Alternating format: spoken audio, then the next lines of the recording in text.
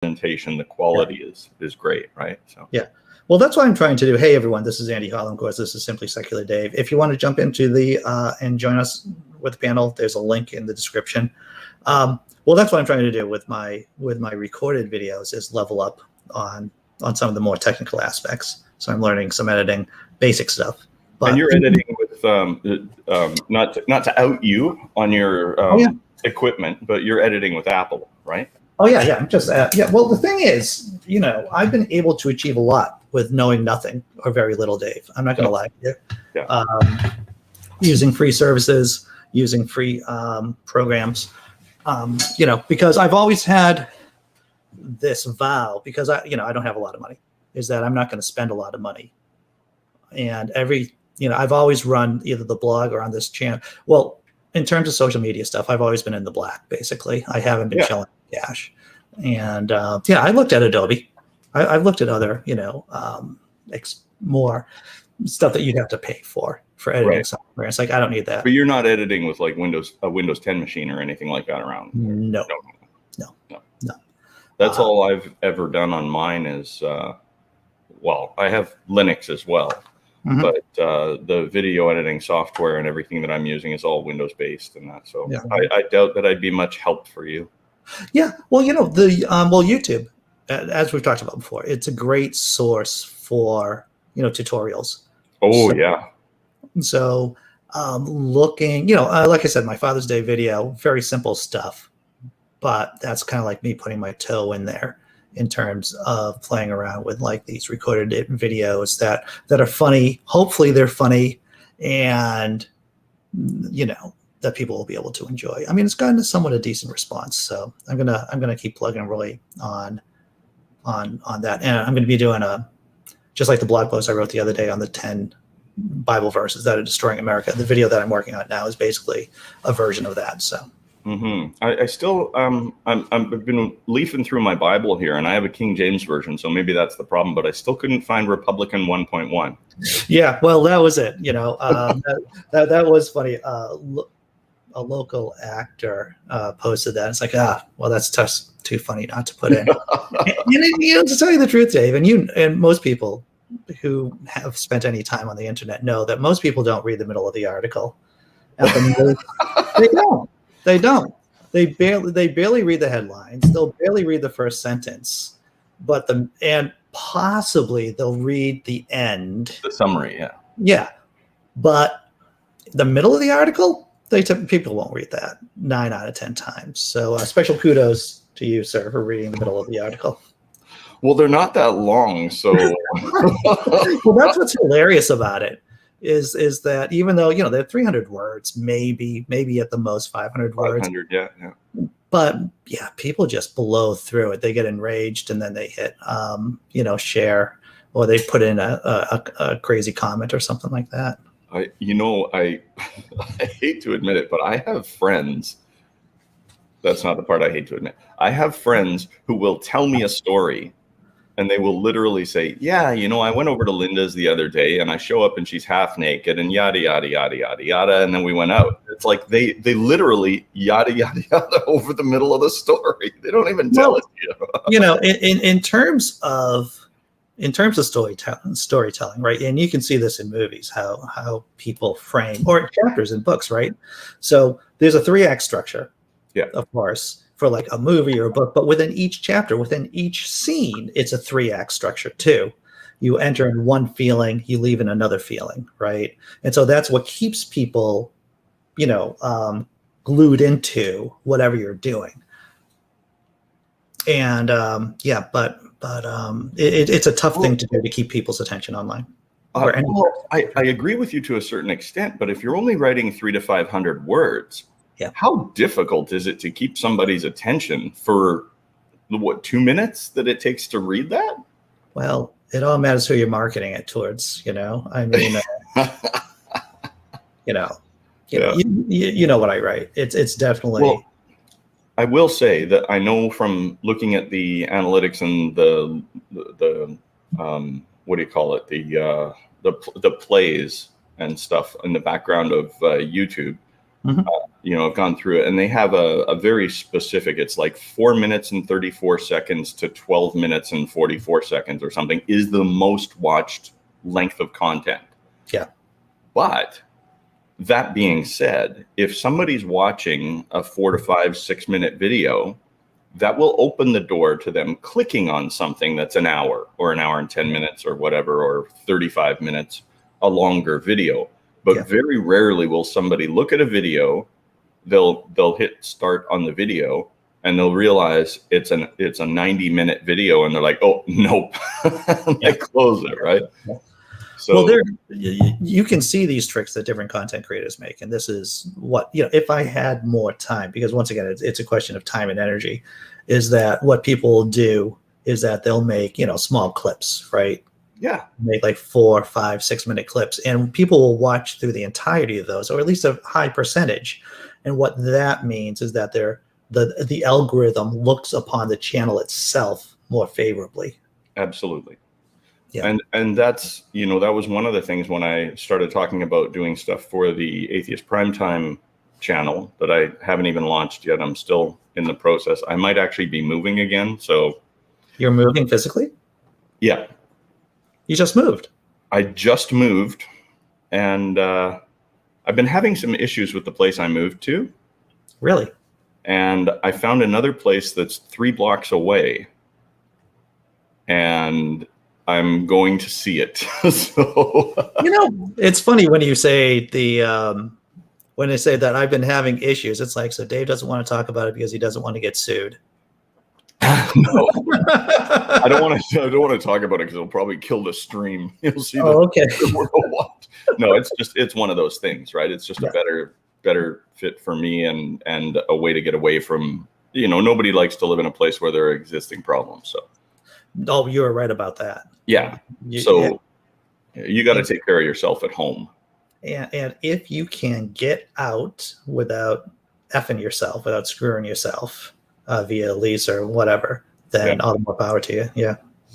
Yeah. So anyway, I'm when I was talking about putting together content for that, what I wanted to do was do essentially a 12-minute video of talking to someone and letting them tell me about their stream and what they've done in the past and how they got there, who's helped them, that sort of thing, and then end it, do a little like a tummy rub, right? For a content thing, and then go back to it for 12 minutes and talk about what they want to achieve in the future, what their goals are, who they're working with, what future projects are, and that sort of thing. So kind of split it up. So it is those short prime content length videos, and like I said, throw a little funny slap in the middle of it. So right. Yeah, hey, it might work. The thing is, there's a saying in Hollywood that no one knows anything. And that can just apply on social media too. It's like when people say they have an idea, I just said idea about something. It's like, well, go ahead and try it. You don't know what will work or what will hit until you actually, until you actually execute on it. There's a guy, and his name is Finn. He has a channel called Finster Live, I think it is, and he does Twitch streaming and all this stuff. So I believe how it all started is a long time ago, there was a thing about girls doing their makeup of their boyfriends to make them look like the girl, like her. So they look like twinsies, Sure. So do a clone makeover. I don't know what it was called, but make over your boyfriend to look like you. So they did this, and it was remarkable how much this person looked like their girlfriend. Yeah. So they were at the time building a Minecraft following on Twitch. So they're playing Minecraft and getting a little following.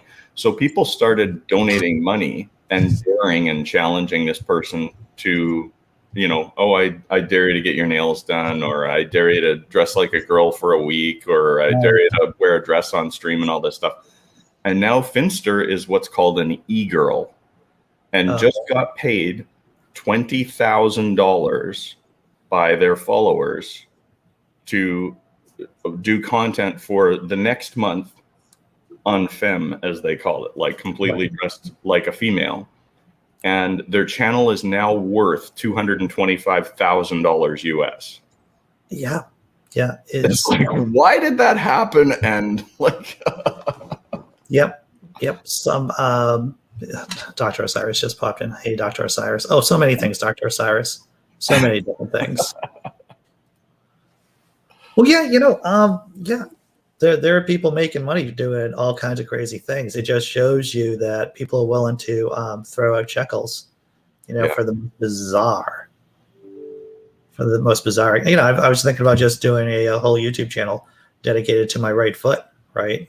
I mean, how weird would that be? And I'm sure it would be more popular than what I do here, Dave. I wouldn't bet my money against it.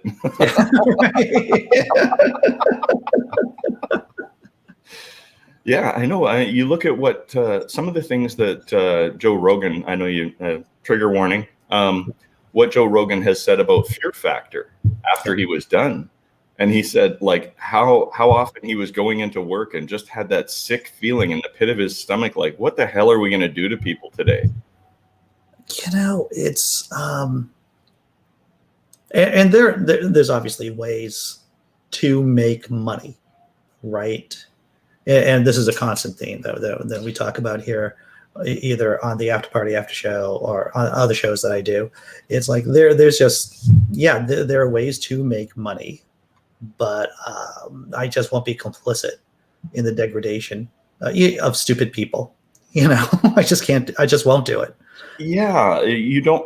I mean, it in some sense it feels exploitative, right?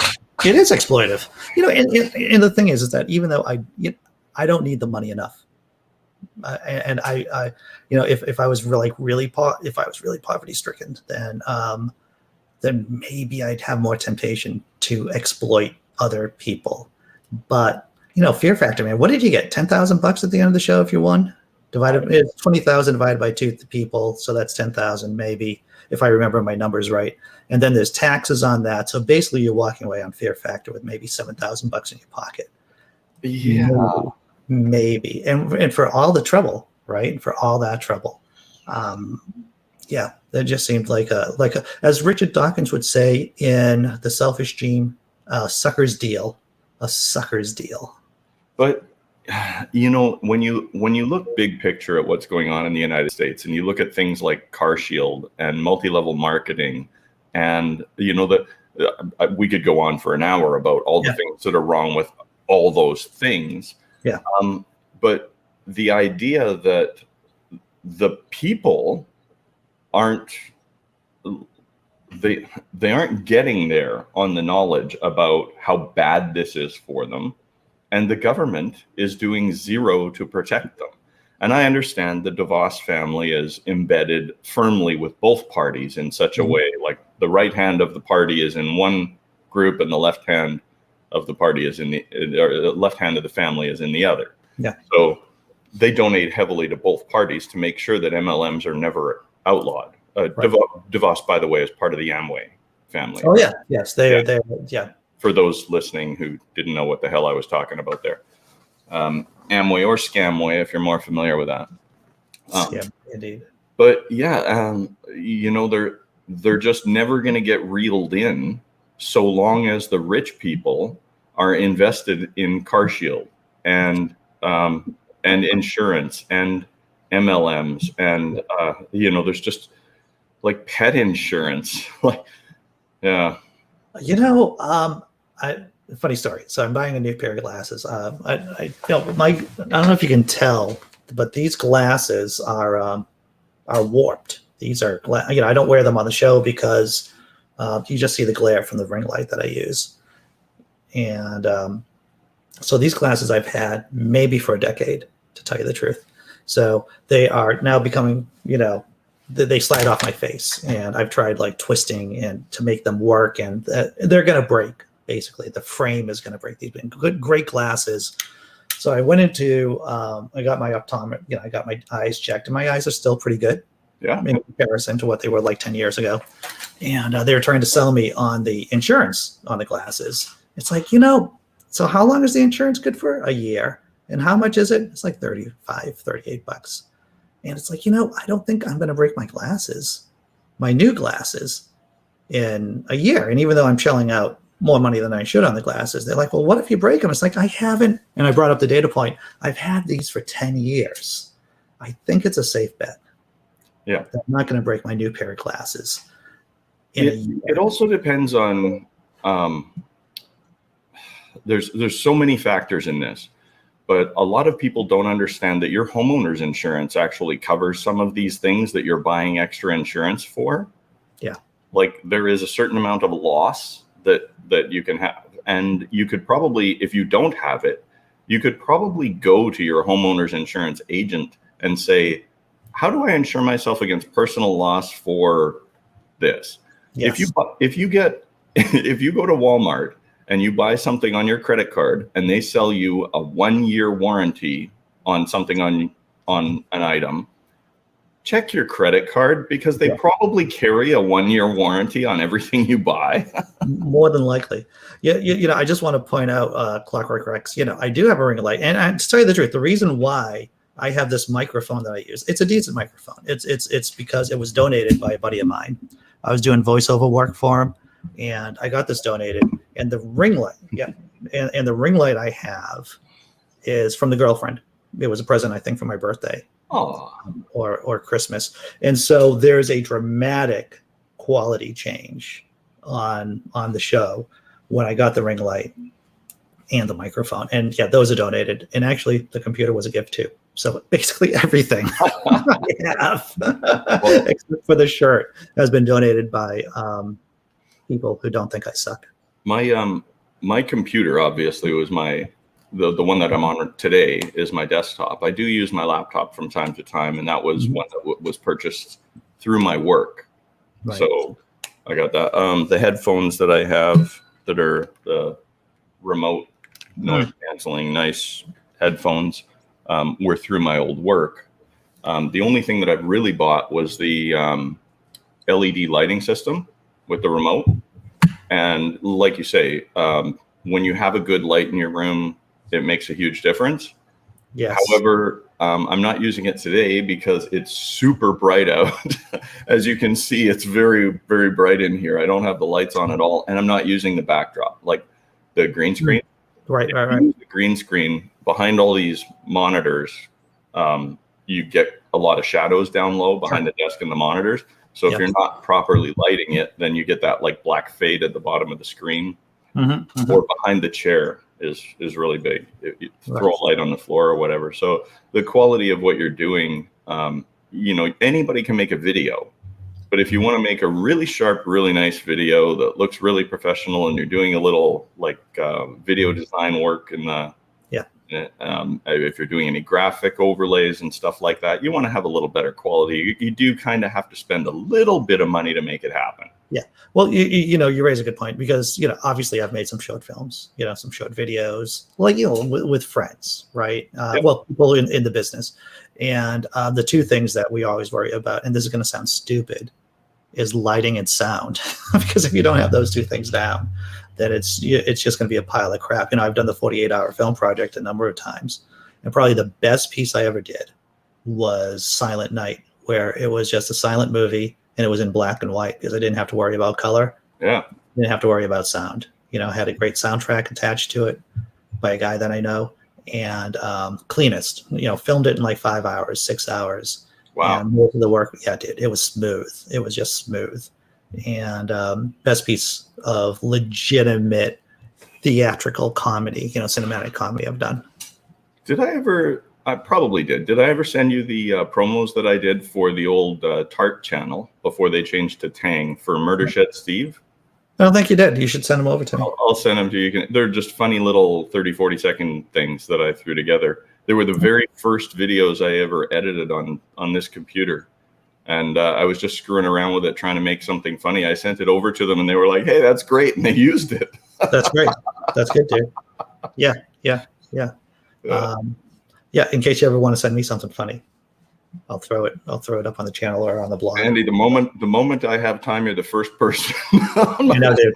Well, this is the problem. And as soon as I have a job, I'll be on your Patreon list. This is the problem, right? About I was sitting down with, once again, I don't have many skills, and I know you're going to start talking to me about not doing this negative self-talk, but I surround myself with more intelligent people than me. And I was talking to my girlfriend about my timeline, about my new schedule, or about what I'm thinking about my schedule. So I said, does this make sense to you? Does this make sense to you, what I'm doing? She goes, yes, it does make sense. All right. So I feel a little bit better about how the next couple of months are going to look for me, or at least my new in theory plan, if I execute it properly. Yeah. Because you have other projects on the go right now.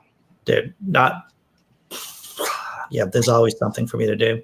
Now, are you using a spreadsheet or a calendar or something to keep track of all this? Or Dave, that's a very good question, and I'm glad that you asked that. No, actually, and what I should do, to tell you the truth, is that I should do a spreadsheet for personal crises. Right? like I have at least. And I'm not shitting you. I have at least 2 personal crises that I've been like kind of dogging, and I'm like, I should really get to those things. But it's like, but I have this idea for a great video, and I should really do this. Or I'm falling asleep on the couch after work.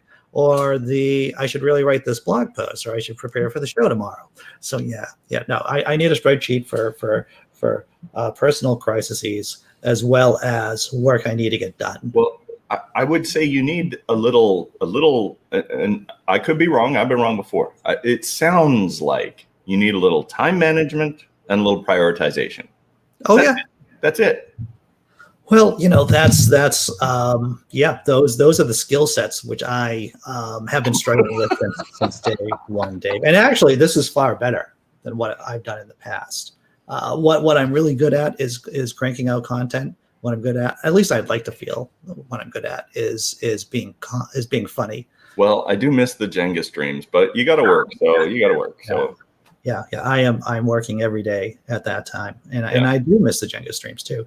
And I'm thinking to myself, man, if I could become self-sufficient financially, and not just self-sufficient now, but when I retire from like work, right? Yeah. And like I'm 53 in a couple of days. So, if I hit my mark the way I should, that means, I'd be able to do a lot more. And that could just be in 10 years from now, or, depending on where I end up. Yeah. But I need spreadsheets. I need timetables, or I need a border collie. That's what I need. If I could get like a border collie time manager, accountant, maybe that would probably be the ideal thing for me. Yeah, John wrote in there, his day is effed without the list. Without the list, he just doesn't get to it. I understand how that feels. I write lists of things that I need to do, and I've been keeping track of things that I've been taking care of at this house. Okay. Things that have priority, all the bill changes, address changes, updating driver's licenses, all that when you move, updating work addresses, all that stuff. And I have other irons in the fire with potential future work that I'm kind of one of these things I'm just on hold with, waiting for a call. Getting everything sorted out. And yesterday I got told that I was good to go to book my second vaccination shot. Dude, congratulations. So I have that booked, but I don't get it until July. So, and unless if there's an opening, they'll call you early if they have a day where they're way ahead, and they're only 5 minutes away from here. Hey, Randolph. Thanks, Randolph. Appreciate the thoughts, the happy words. So, you got to keep track of things. And you have to sometimes maybe just keep that priority reminder in front of your face, because as much as it would be more fun and easier to deal with other things, you feel much, much better when you take care of those things that are really nagging on you, and it's freeing, and Well, that's yes. I'm really good about the day-to-day stuff. It's just like I said, these brush fires. that come up. And actually, as I'm talking about it, I'm thinking about other things I need to do. Oh, I could tell when you said that. I'm glad you mentioned that, Dave. Yeah, There was no honesty in that. And to tell you the truth, right? And this is just tell you how I think. As we're having this discussion, I'm not writing down things I need to do. I'm writing up bits that I could do. Like I'm going to do a video about maybe applying makeup on the Bible, right? Like try to do, not me personally, but someone competent to do it. I have a list here of things I need to make lists of. But I just can't get past that first list. Very nice. Good to see you, Sammy. Yeah. And How are you guys? the other bit I thought about when you were showing your headphones is the demon canceling headphones. It'd be some kind of evangelical product. Oh, I like that. Yeah. Yeah, right. It would be pretty funny. So those are the things. Sammy, are you okay? Because I know that you were at the beep beep sound, the hospital yesterday. Can you talk about that? Or do you feel comfortable? Yeah, that's fine. I wasn't at hospital. It's my son.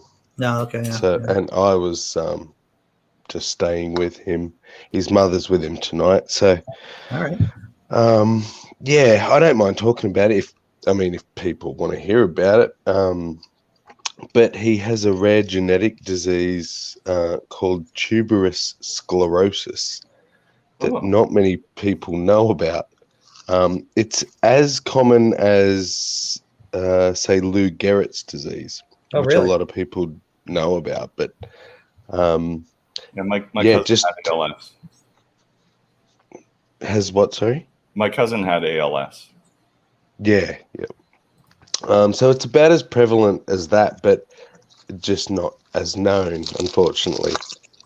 And essentially what it is he fails to, not always, but often can fail to make a protein that tells the cells to stop growing. Oh, wow. So throughout his body, because it affects all organs, he has what they call tubers, named after, like meaning potato-like. Right. Because they look like little tubers. And sclerosis, obviously, they're a scar, I guess. Yes, and so obviously depending on where they pop up and in which organ will determine what medical issue presents itself, but they also appear in the brain. And there's TS1 and TS2, and he has the worst kind. And he actually has hundreds of these things in his little brain. Right. So epilepsy is a daily thing for us. But it's fairly controlled, and they're usually minor things that don't affect his development or anything like that. But every now and then, hasn't for 2.5 years, but just recently had a very big seizure that went for nearly an hour. That is, wow. Become tonic-clonic, and the Medaz, his rescue meds didn't even stop it, which is, odd. But, so that's what he's in there now. I'm just trying to get some EEGs to have a look if things are getting worse, because there's a particular type of tuber that grows right in the center of the brain. It's actually like a liquid-filled cavity in our brains. Yeah. And these, the tubers can grow across from one side to the other and block the flow of liquid, of that fluid. And that's that increases pressure, I imagine, in the brain. Exactly. Yeah. So for those of you who don't know, that when there's something called intracranial pressure, right? A normal amount of pressure that your cerebral spinal fluid has, and if you have an injury to the brain, or what Sammy's talking about, that can increase the pressure within the cranium. Yeah, it's serious work. It's serious business. Yeah. So, and they will literally like archaic times crack a hole in the skull and Yeah. run a tube out and Yeah. Now there are shunts. I think just within my lifetime, there are these shunts that they can release the liquid, or at least help the liquid Relieve the pressure. Yeah. relieve the pressure. Mm. Yeah. But your kid's okay now and recovering, and he's recovering from that big seizure, but he's basically seizing continuously, but it's minor and he can still function, but he's not great, obviously. And we need to have a look at his brain and see what's going on and if things are changed or progressing, whether it's because he was unwell, which with his condition, just being unwell can set off a major seizure. Temperatures, but then it could be his TS as well, so it could be the tubers. He suffers from major anxiety to the point where that makes him throw up and be sick, so they're trying to figure out if he has gastro, all these things all at once. Poor little thing. And my heart goes out to you, Sammy. it sounds complicated and difficult to deal with, and my heart goes out to you as well. It is, and it's a condition that no two people have similar symptoms or outcomes. They cannot give you a prognosis of any sort. It's just literally day by day, regular checks and scans to see how things are growing and changing, and dealing with conditions as they pop up. So it's a nasty. That's the nastiest part of it, I think, is that there's no end in sight. A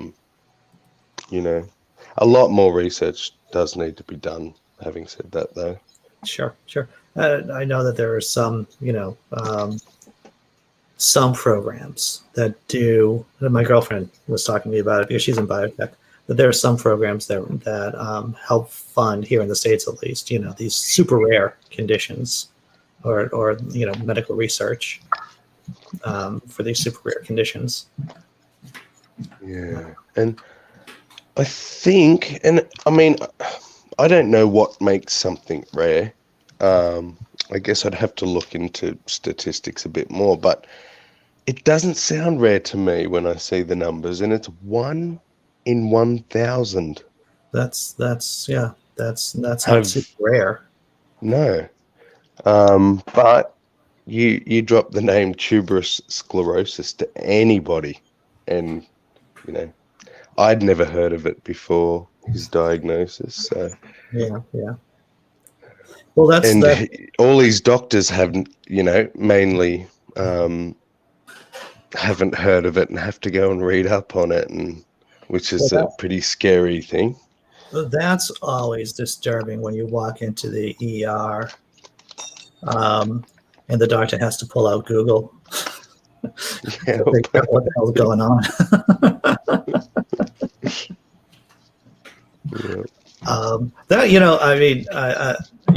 As I think about moving away, after my kid gets out of high school, moving away from this area, and possibly out of the States, I'm thinking, man, I live in probably the most advanced area in the world in terms of, medicine and hospitals and, world class. It's like, well, how comfortable do I feel moving away from here? And I'm like, I don't know, man. It's is the potential threat of the country going into falling into fascism? Is it real? Is it just an imagination in my head? And am I screwing myself? Leaving this area. And narcissists can always make things about them, Sammy. This is the rule. This is the lesson here. Well, to be a bit narcissistic and bring it back to myself, Sure. I'll give you a quick little how we actually got given his diagnosis. And so this is why I appreciate what doctors do and the talents that they have medically, but I do not, I've not met a lot of doctors that I respect as a human being. Yeah. And the higher up a doctor is, the less human respect they show. So our diagnosis, after being sent away multiple times and being told that there's nothing wrong, but knowing something was wrong and just going back and finally, it come to a point where I said, look, you're going to have to call the police to get me out of this hospital. Yeah. Or you're going to have a look at my son. So they reluctantly gave him an MRI, and this doctor came out with a tail between her legs and said, now I've got to go and pick my kids up from school, so I don't really have time to talk about it, but your son has something, I believe your son has something called tuberous sclerosis. Don't Google it because you're going to read some pretty horrible things, but I've made an appointment for you to come and talk to me next Thursday, and walked away. And of course, my partner grabbed her phone instantly and Googled tuberous sclerosis. Yeah. Read 30 seconds and just dropped to the floor, bawling her eyes out. And another nurse on a lunch break walking past came over and was like, do you need a tissue, darling? You all right? And Megan told them what had happened. And this nurse stormed off, rang this neurologist and said, you need to come back or I'm going to take this higher. And she did. She got someone to pick her kids up and come back and had to explain to us what it was. And she was literally just going to drop this bomb on us and go and pick up her healthy kids from school, and don't Google it. Don't Google it. That was a horrible story. And I'm sorry that it happened to you. I know that you work in the field too, that, with people who have disabilities, and I cannot recount how, I don't even know. I should have kept a ticker with me about how many times I've had to argue with doctors' offices and with doctors about getting the appropriate care for the people I was responsible for. And it's a hard thing because they've made the system that the doctors are so protected. There's not many places you walk into and just everywhere is signs, no cameras, no recording devices. It's like, but we're in a hospital. We're not in a secret government agency or, we're not at the FBI. Like, there's no reason whatsoever to not record them unless there's something that, Yeah, exactly. Well, once again, it comes back to this, to this concept that institutions cannot police themselves, right? They are just incapable of doing that. Yeah. So at any time, and that's the great thing about cell phone technology, about smartphones, is that you can record people, and this is what keeps people honest, or this at least helps to keep people honest, is the fear of having their so-called their sins, for lack of a better word, made public. We talked about that yesterday. We live in a different time now than when you and I were growing up. We live in a time where everything is recorded. Most offices record things so that they don't get sued, and it ends up with them getting sued over what got recorded in their office. and the thing is, I'm a big advocate of Freakonomics. I listen to the podcast, and I have the book, actually. My girl, I gave an edition of the book. It's on her nightstand. And one of the chapters about Freakonomics is about, or at least it mentions this, that doctors, statistically speaking, are less likely to get sued if they're likable, and if they do get bedside manner. It doesn't mean that they're more competent, but the fact that if doctors are more likable, they are less likely to get sued by patients. Now, Mm. I did a piece on this a while ago, but it was all about miracles and healing and prayer and the power of prayer and all that. And I worked out, because I'm a data analytics guy, I worked out how the placebo effect works in medicine.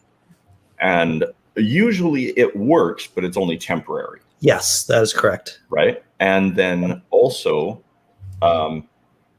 how miracles Mhm. appear.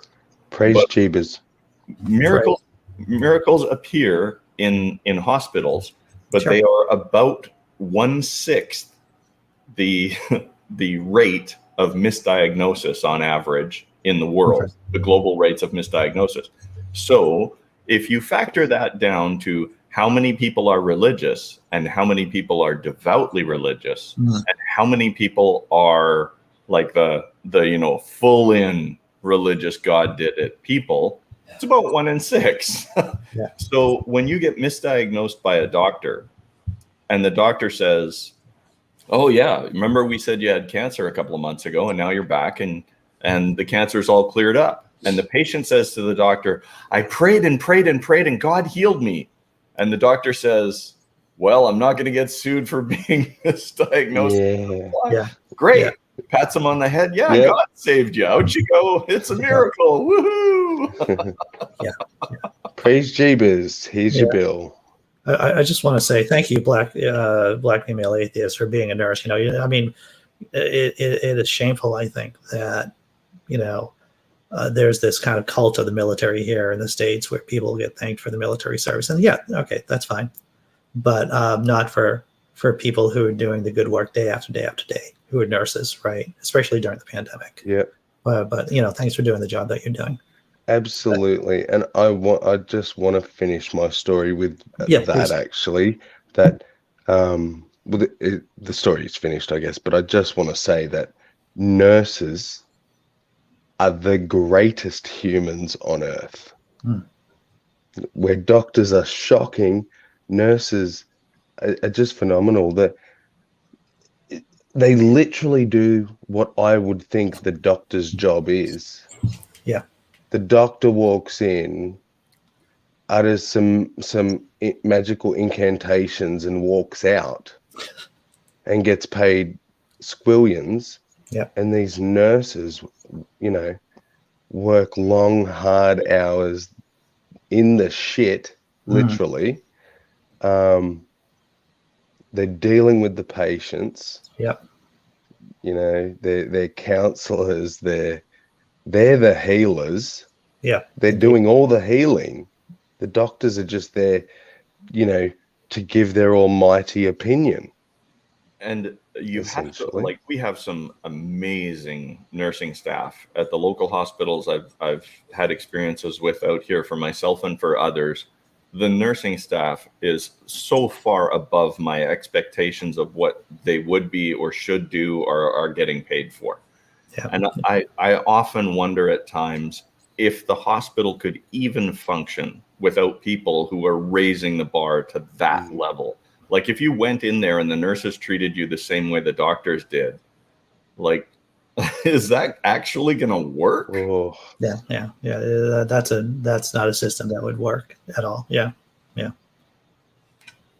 and it's just, I just can't fathom. I guess they have the power. That who's going to call them in and say, well, you need to be a bit nicer to your patients. Yeah. The board, no hospital board's going to do that to their tops, neurologists and surgeons. And it's interesting how institutions work, and interesting means, I guess, horrible. There was a book that was popular a couple of years ago called The Checklist Manifesto, which I have a copy of kicking around somewhere. And even just the simple putting checklists around about washing hands in hospitals, it lowers the rate of infection, let's say, within the hospital. And there was a lot of blowback just for doing these, just like putting up checklists and reminding people that you should be washing your hands a lot more than what you are, So yeah, people are reticent. There's a certain inertia amongst people and institutions to change. And this, if anything, is really the lesson of the pandemic right here, is that a lot of our societal institutions, a lot of our lives are just based on inertia. And once we need to pivot, it's difficult to. Yeah, for sure. Mm. But, like any business, hospitals, institutions, they're built to handle the 95% of expectations, and they are flexible enough to deal with 5%. But when you throw a pandemic in the face of a society like this, Yeah. everything is over the top. Yeah. Well, I was talking to my girlfriend about this also because she works with data, and we were talking about the difference between data and information. So data is like, the basic data points that you get, and information is like a hierarchy. So information is to be able to synthesize the data and to act on the data at the same time. And that's one hell of an abstract thing to do, right? And it isn't just, there's some character involved in it too, being able to make decisions in the moment based on data. It's a skill that not a lot of people have, and there are ways to help people, do it, like to learn those things, but it's not really incentivized most of the time. The other thing with big data, and I've worked with big data a lot in the pharmaceutical industry and in taxation, and when you're dealing with big data and you're looking for anomalies and mistakes, the more you filter the data, the more you contaminate it. Yeah. Right. So when you see some of these AI and learning machines and things that do those really pretty explosions of how life works on, they're barely filtering the data at all, if at all. They're just sorting it. But when you filter to sort, you're contaminating the data. Mm-hmm. Right? Yeah. I think I understand. Say that again, Dave, because say that again. No, because I'm interested to make sure that my bad brain got around that. Say that again. Like we were in the pharmaceutical industry, we were looking for trending data, essentially things that we could see that changed to something new, or things that we could see that were repeating. Okay, so I think I might understand it. So the problem with filtering data too much is that you get a fishing expedition, basically, and so you start seeing things that aren't there. You start seeing things that you are. It's difficult because you're filtering the data, you're contaminating the data. So you start seeing what you're looking for because you're looking for it, or you start eliminating what you're looking for because you're filtering for things that you know, and you're looking for things that you don't know. Right? So you're literally contaminating the data both ways. Sure. Yeah. Essentially, because you've created the filters, right? Right. Yeah. Okay. I got it. Yeah. And the more you filter the data down, some of the stuff that I've done has been layer upon layer upon layer of filtering.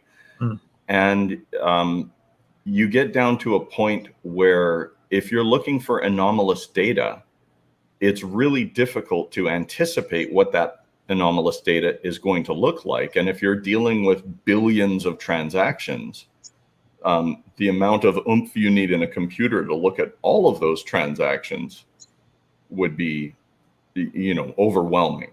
It's not something that you can sit at a desktop computer and do.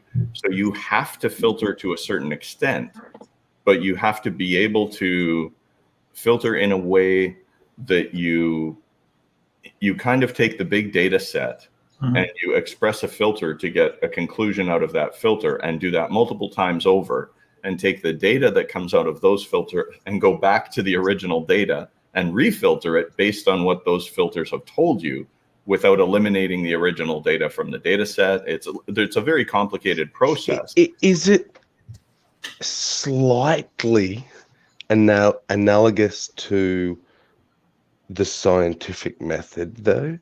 Like, I've always been a bit iffy that you have to start with something first. It's not going and just finding something. You need to have your hypothesis before you start. Black female atheist made an interesting point, is that with a double-blind study, you're just looking for certain variables, right? Well, what Dave's talking about. Well, no, with a double-blind study, you're already at the end point of the process. You're beyond the data recognition. You're looking for, like, you found an anomaly, and you now want to test if the data that you've found is accurate. Right. So you're going to go back, and you're going to take. You're going to do a study that says, if this, then that, right? Right. So you're going to do one that says, if this, where this is part of the blind study, and if this, where that's the exception, a placebo, whatever the other thing is, right? So you're already at the end point of the data at that point. Right. Well, that all makes sense now. Yeah.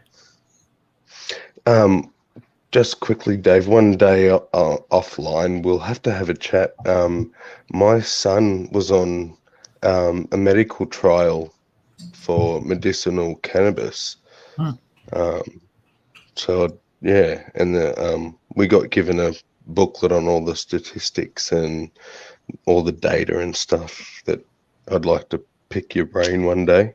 Oh, sure, yeah. And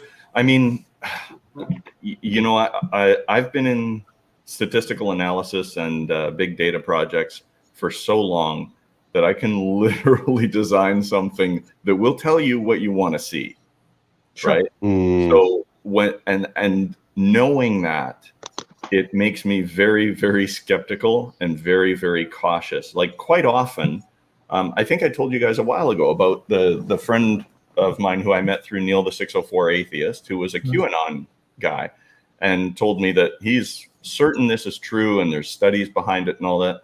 And I pulled down the study he was talking about and literally showed him where the study said it was inconclusive and didn't match what they were saying the data said. Yeah. And I'm very, very skeptical about things like that, because when you look at something like that whole thing with the Alzheimer's, with the vaccinations, and you find out that the data set was 12 people. There are basic rules, and I don't know a lot, but I do remember my experimental psych teacher saying, beware any experiment with the N of less than 20. And I swear to my fingertips, God, I have carried that in my brain since my early 20s. But now, again, we talked about, we live in a different world now. When we do a medical study, there's like the first study that they do might be 120 people. And they might throw away 10 of the results because the people didn't follow the program accurately or whatever. But we have much larger studies. The second study will be 10,000 people. We don't do studies of 10, 100. We don't do people like that, right? When these studies get to the point where they're actually needing the data to prove the analysis, it's far more complex and far broader than that, right? Yeah. And not to go off topic a little bit, but I just wanted to touch on something that Theo said earlier in the chat, and he is correct. I am a little bit emotionally raw, obviously, when it comes to these things. It's not all doctors, obviously. GPs, I have no issue with. I love my GP. My son does have one specialist. We got him through the trial, actually. He was the head neurologist of the medicinal cannabis trial. And we actually asked him, could he take over from this horrible, nasty woman, which he did. So we got lucky. And he's a beautiful man. Truly beautiful human being. So it isn't across the board. I've just found, unfortunately, in personal experience, that the majority of the higher up doctors just have this air of superiority. Even, you know, when my father was passing from cancer, the meeting that we had with the oncologist, he had no sympathy or empathy in his tone or his language. He was polite, you know, and he didn't say anything inappropriate, but he was so blunt that we didn't have time to process what he was saying, and it just kept coming. And you know, I think about the damage that can do to you know, certain people. I have had 3 people very close to me. One of my best friends, my father, and my grandmother's best friend, who was like the aunt of the family. 3 people passed away from cancer. And I could not have imagined the doctor taking more time and more compassion with us than the doctors that were here did. And they all 3 in different hospitals. So I've had completely different experiences with that than you have. So maybe that's Canadian healthcare. I don't know. Chalk it up to whatever it is. But yeah, just waving that in our faces again, Dave. Canadian health. See, it does. It probably is a country thing. I noticed someone in the chat was saying, Tobin, I think. And I've seen a bit of this on TV. I don't know how real it is, but in America, a lot of your nurses do like their drugs. And for whatever reason, the hospitals don't really manage this greatly. In Australia, you know, you're going to be hard pressed to be a regular drug user and be a nurse. Like, you know, they're on to that stuff. Sure. And you won't keep your job. It's that simple. Yeah. I just want to point out a couple of things in the chat. Girlfriend says our phase 1 trials can have 30 to 40 patients. And Theo corrects me with saying we learned N equals 35 is a minimum at psychology. Just shows you how old I am probably. But I'll keep that. I did actually just Google that, and it does seem to be a valid number there, N of 35. Yeah, the minimum for psych studies, so that's good. And it depends on what diseases you're studying. So we just covered a ton. It also depends on whether it's humans or rats. Well, the from what I understand, see, I've been learning things since talking with my girlfriend, and that I guess stage 1 trials, and tell me if I'm wrong, girlfriend, if I learned my lesson properly, that stage 1 is to tell whether or not the drug is going to kill you, or how much of the drug is that dark? That's what I understand about level 1 trials there. Well, I mean, without knowing the answer, it's not an impossibility at that level, right? You just don't know. But I have a friend who clones mice and rats. Got it right here. Got it right. Hey, there we go. No, I have a friend who works for a science lab where they clone mice and rats specifically for testing drugs in like the pretrial animal testing stuff. And it's not a great job. But they're pretty certain before they go over to humans that it's going to be all right. And then they'll always do several phases of adults before looking at children as well. This is healthy adults with no pre-existing conditions Yeah. All right. So the thing about pre-existing conditions, you don't know if they were pre-existing until they arise. This is true. I think we're getting close to the end, Andy. Thank you, Dave. Sammy, thanks for sharing that. Pleasure. Yeah. Actually, good to talk about it, you know. Well, I'm glad you feel that way. And amongst people I feel very comfortable with. So. Well, that I'm glad to hear that. Maybe I should take a page from that book and talk to people about things. As against to my mental health strategy of I probably got another 30 years in me, so I just got to hold out until then. all you need, Andy, all you need to do is make a list of all the things you need to change. That's what I do. I need that border collie accountant therapist, to work that spreadsheet. Everyone in the chat, thanks for showing up. I had a really good time. I had a really good time today. And tomorrow we're going to do the same thing all over again. Awesome possum. Take care, everyone. Hooroo.